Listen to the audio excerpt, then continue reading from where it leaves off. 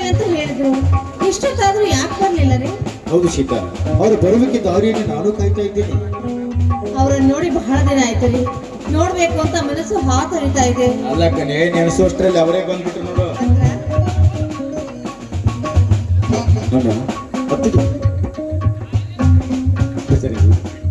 ಎಲ್ಲಿಗೆ ಹೋಗಿದೆಯಪ್ಪ?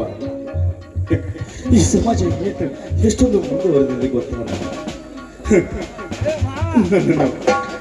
ನನ್ನನ್ನು ಕಳ್ತನ ಹೊರಿಸಿ ನನ್ನ ಮೇಲೆ ನನ್ನನ್ನು ಅಪರಾಧ ಮಾಡಿ ಅರೆಸ್ಟ್ ಮಾಡಿದ್ರು.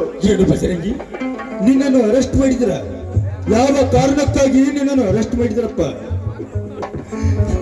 ಈ ಊರ ಆಂಜನೇಯ ಪುತ್ರ ಆ ರಾಮದೂತ ಹನುಮನ ಬಂಗಾರ ತುಡುಗ ಮಾಡಿದೆ ಅಂತ ಸುಧಾಕರ್ ನನ್ನನ್ನು ಅರೆಸ್ಟ್ ಮಾಡಿದ.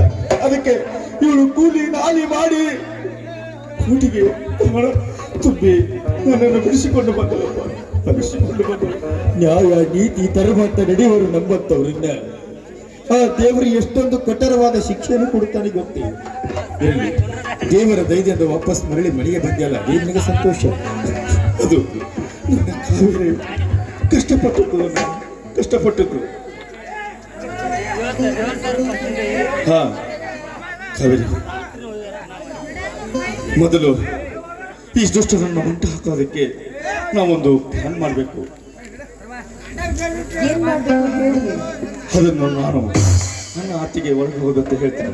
ಓ ನಿಮ್ಮನ್ನ ಸುಧಾಕರ್ ಮತ್ತೆ ಸಾಹೇಬ್ರೆ ಮತ್ತೆ ಸಂಚು ಹಿಡಿದುಕೊಂಡು ನನ್ನನ್ನು ಅರೆಸ್ಟ್ ಮಾಡಲು ಬಂದಿರಾ? ಇಲ್ಲ, ನನ್ನನ್ನು ಎಲ್ಲರೂ ಒಟ್ಟಿಗೆ ಅರೆಸ್ಟ್ ಮಾಡಲು ಬಂದಿದ್ದೀರಾ? ನೋಡು ಬದ್ರಂಗಿ, ದೇವರಾಗ ಯಾರು ಬಲ್ಲವರು ಬದ್ರಂಗಿ. ನಾನು ಮಾಡಿದ ತಪ್ಪಿನ ಅರಿವಿಂದ ನಾನು ಈ ಮನೆಗೆ ಬರಬೇಕಾಯ್ತು. ನಾನು ಬೇಕಂತೇನು ಮಾಡಲಿಲ್ಲ. ಸತ್ಯ ಗೊತ್ತಿಲ್ಲದೆ ನಮ್ಮ ಬಡ್ಡಿ ಹುಸಪ್ಪನವರು ಕೊಲೆ ಮಾಡಿದ ಆರೋಪಿಗಳು ಯಾರೆಂದು ನನಗೆ ಹೇಳಿದಾಗ ನನ್ನ ತಪ್ಪು ನಾನು ಒಪ್ಪಿಕೊಂಡಿದ್ದೇನೆ. ನನ್ನ ತಂದೆ ಹಾಗೂ ಇವರ ಹೆಂಡತಿ ಅಂಗನವಾಡಿ ಟೀಚರ್ ಹಾಗೂ ಆಂಜನೇಯ ದೇವದತ್ತದಲ್ಲಿ ಬಂಗಾರ ತುಡುಗು ಮಾಡಿದ ಬೇರೆ ಯಾರು ಅಲ್ಲ, ಅದೇ ನೀತ 3 ಕದಿಮರು. ಆದರೆ ಆ ತಪ್ಪನ್ನು ನಿನ್ನ ಮೇಲೆ ಹೊರಿಸಿ ನಿನಗೆ ಕೊಡಬಾರದ ಕಷ್ಟ ಕೊಟ್ಟೆ. ಅದಕ್ಕೆ ನಾನು ಇನ್ಸ್ಪೆಕ್ಟರ್ ಆದ ಚಿಂತೆ ಇಲ್ಲ, ನನ್ನನ್ನು ಕ್ಷಮಿಸಿ. ಇರಲಿ ಸುಧಾಕರ, ಇರಲಿ. ತಪ್ಪು ಮಾಡುವುದು ಸಹಜ, ಅದನ್ನು ತಿದ್ದಿಕೊಂಡು ನಡೆಯುವುದೇ ಮನುಷ್ಯನ ಧರ್ಮ ಅಂತ ಸಾರಿ ಹೇಳ್ತಾರ ಸಂತರು. ಅದೆಲ್ಲ ಹಾಗಲಿ. ಈಗಾರನು ನಿನ್ನ ತಂದೆಯನ್ನು ಕೊಲೆ ಮಾಡಿದವರು ಯಾರಂತ ಗೊತ್ತಾಯ್ತಲ್ಲ? ಶಿವರು ಬಸಪ್ಪನವರು, ಬಟ್ಟಿ ಬಸಪ್ಪನವರು. ಹಿಂದೊಮ್ಮೆ ನನಗೆ ಹೇಳಿದರು, ನಮ್ಮ ಮಾವ ನನ್ನ ಕೊಲೆ ಮಾಡಿದ್ದು ಆ ಬೆಟ್ಟಪ್ಪ ಅಂತ. ಅದನ್ನು ಮುಚ್ಚಿ ಹಾಕೋದಕ್ಕೆ ನಿನ್ನನ್ನು ಅವರು ಕೈವಶ ಮಾಡಿಕೊಂಡ್ರು. ಹೀಗಾದ್ರೂ ನಿಮಗೆ ಸುಲಭವಾಗಿ ಗೊತ್ತಾಯ್ತಲ್ಲ? ಅಟ್ಟಾದ್ರಪ್ಪ, ದೇವಸ್ಥಾನ ಬಂಗಾರ ತುಳು ಮಾಡಿದವರು ಅವರೇ ನಿಮ್ಮ ಮೇಲೆ ಹಾಕಿಬಿಟ್ಟಿದ್ರು. ಅದನ್ನೆಲ್ಲ ಹೇಳ್ಬಿಟ್ಟಿನ್ರಿ ಸಾಹೇಬ್ರ ಮುಂದೆ. ಆಯ್ತ್ರಿ ಬಸಪ್ಪನವರ, ಇನ್ನ ಆ ಮಕ್ಕಳನ್ನ ಸುಮ್ಮನೆ ಬಿಟ್ರೆ ಆಗಂಗಿಲ್ಲ. ಕೊಡ್ಲಿಗೆ ರೆಡಿ ಆಗಲೇಬೇಕ. ಅಣ್ಣ ಅತ್ತಿಗೆ, ನೀವು ಕಾವೇರಿ ಕರ್ಕೊಂಡು ಒಳಗೆ ನಡೀರಿ. ನಾನು ಮುಂದಿನ ವಿಚಾರ ಅಟ ಚಾವಡಿಗೆ ಹೋಗಿ ಬರ್ತಾನ. ಯಾಕಂದ್ರ ಚಾವಡಿಯಾಗ ನಂದು ಅಟ ಕೆಲಸ ಐತಿ, ಕೆಲಸ ಮುಗಿಸ್ಕೊಂಡ ಬರ್ತಾನ. ಅತ್ತಿಗೆ ಅಣ್ಣ, ಈ ರಣರಂಗದಲ್ಲಿ ಸೋತರೆ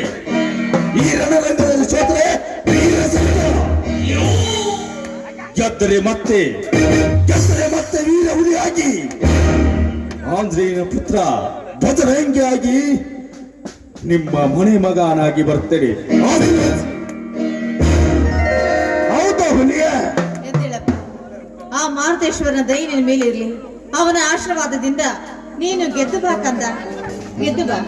ಆಯ್ತು ಅತ್ತಿಗೆ, ನಿನ್ನ ಆಶೀರ್ವಾದ ಇದ್ದರೆ ಸಾವಿರಾರು ದೇವರ ಆಶೀರ್ವಾದ ನಿಂತಂತೆ ನಾನು ಇನ್ನ ಇವರನ್ನು ಎಲ್ಲರನ್ನು ಹೊರಗೆ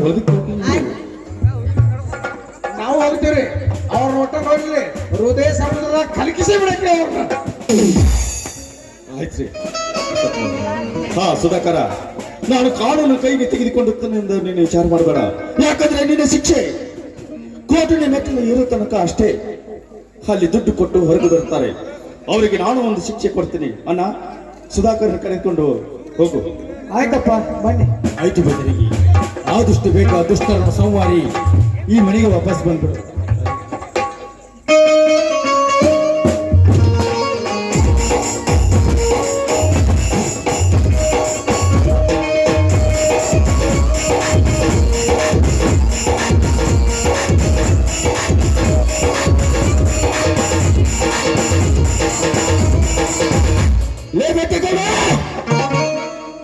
ನೀ ಎಲ್ಲೇ ಇರೋ, ಹೇಗೆ ಇರೋ ಮಗನೇ, ಇದೇ ನನ್ನ ಕಡ್ಲಿಯಿಂದ ನಿನ್ನನ್ನು ಅವತ್ತು ತೆಗೆದುಕೊಂಡು ಹೋಗಲಿದ್ದರೆ ನನ್ನ ಹೆಸರು ಬಜರಂಗಿನೇ ಅಲ್ಲ.